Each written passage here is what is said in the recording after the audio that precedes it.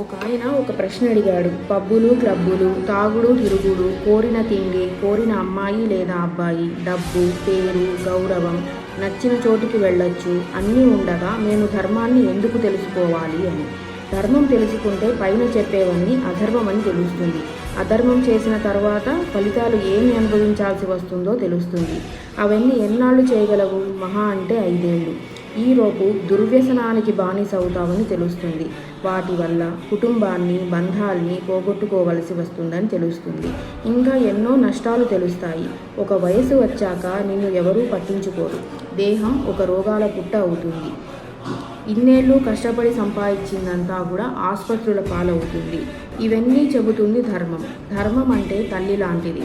తెలియనివి నేర్పుతుంది, హెచ్చరిస్తుంది, కంటి పాపలా కాపాడుతుంది.